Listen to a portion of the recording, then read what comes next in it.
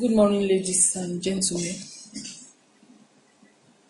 I'm happy to join you at the National Open University of Nigeria, Abuja, for the in-house workshop for staff of the Directorate of Research Administration and Advancement. I'm here with one of the program officers for the Research Management Office, University of Ibadan, in person of Mrs. Desmond. We have two program officers in the office and some other core members of staff. Let me start by appreciating the director for the invitation to be of service to the National Open University of Abuja. I have tried to title my talk as Finding Your Path in Research Administration.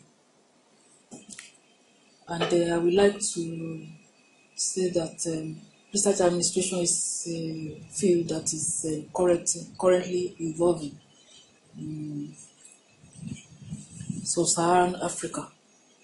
For most developed countries, they are well grounded, but it's relatively new in sub-Saharan Africa.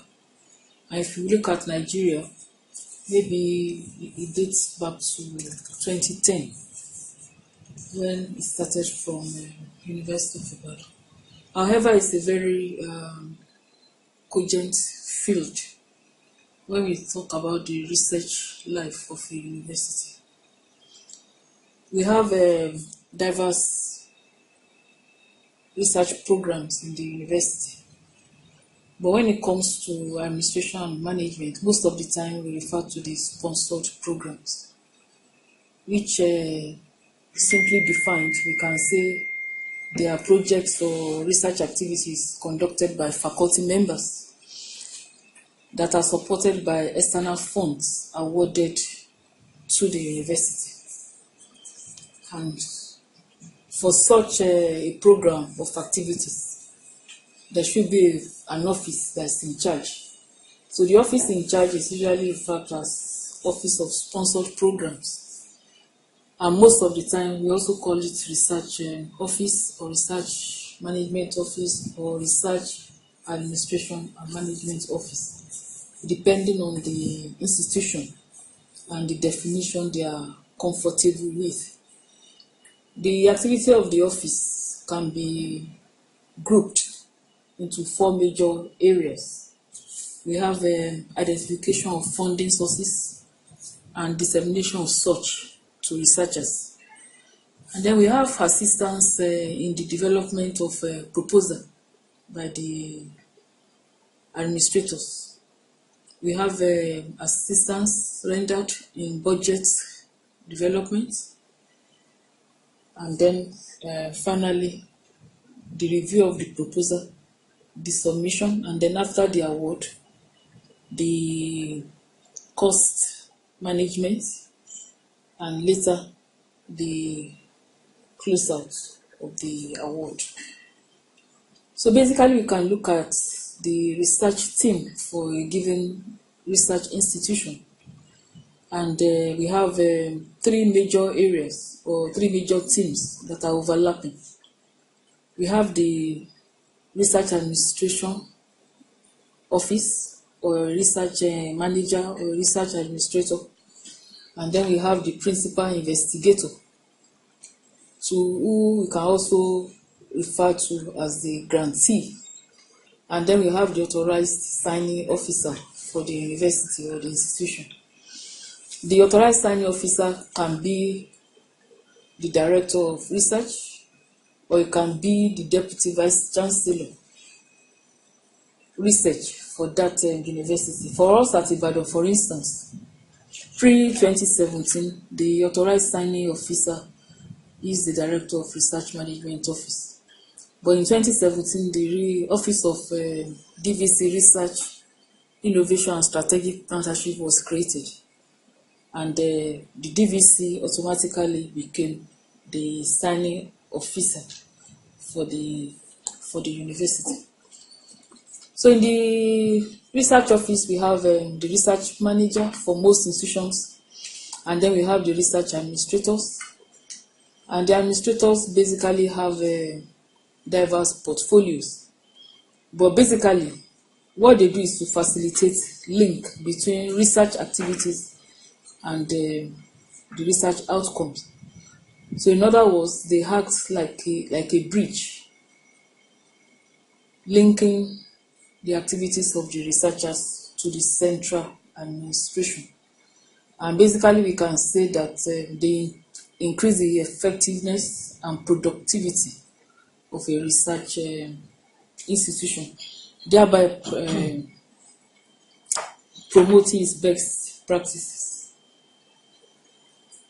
So we can define the role of a research administrator into two major roles: to identify a faculty expertise and then the institutional research facility, and then to also identify relevant funding opportunities and disseminate such to members of the faculty. The first role usually involves preparation and maintenance of the profiles of faculty research staff and also their research interests. For us at Ibadan, we have a data bank for our researchers and their areas of interest. So it's easy for us to tag our researchers, to tag their area of strength. And when it comes to identification of funding opportunities and dissemination of such, we know the relevant researchers to send relevant funding opportunities. This is very important for effective running of a research office and the ease with which the research administrators discharge their duties. Also, the early career researchers and PhD students are not left out. Research administrators are usually very passionate about them, and especially about deadlines and grants that are deadline driven. Basically, they learn to do a lot of things at the same time. So as administrators, we are expected to be very versatile in research management and human resources. We are expected to be able to manage humans as well as manage their research activities.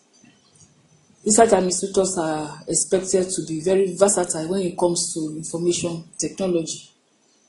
In other words, they have to develop themselves and have expertise in ICT matters.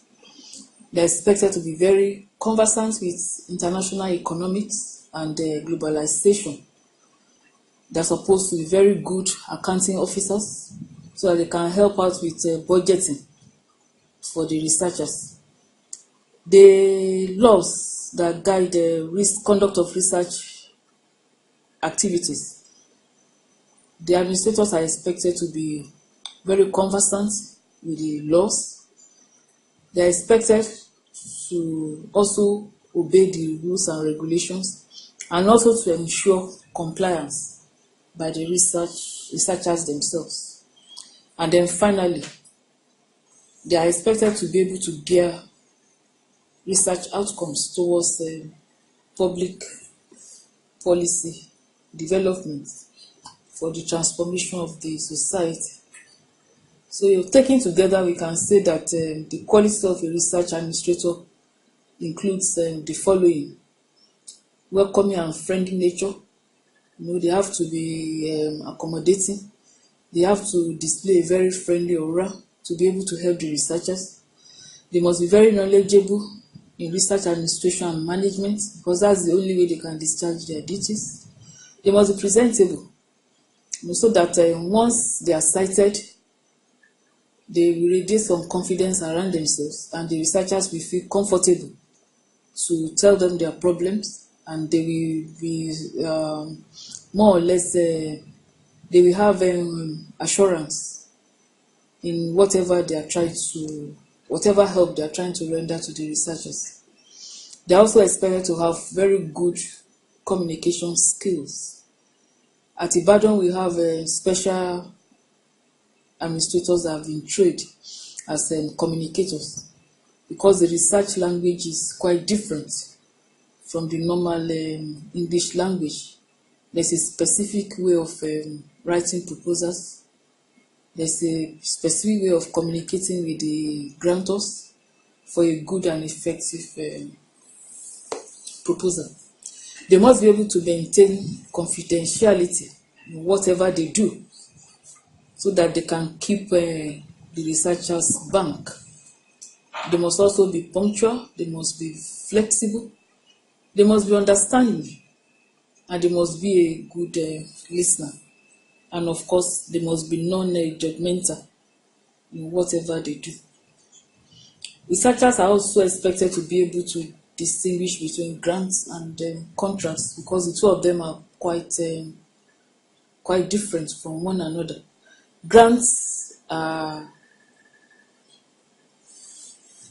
assistance rendered to researchers, while contracts has to do with the institution itself.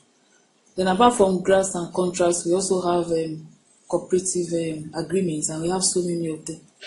We can have a material transfer agreement, we can have a business agreement, and so on.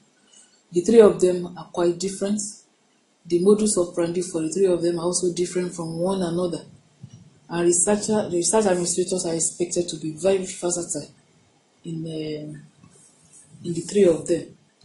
But for the grants, these are routine seed money that occur frequently with researchers. And so we have more of grants, vis-a-vis contracts, and corporate agreements.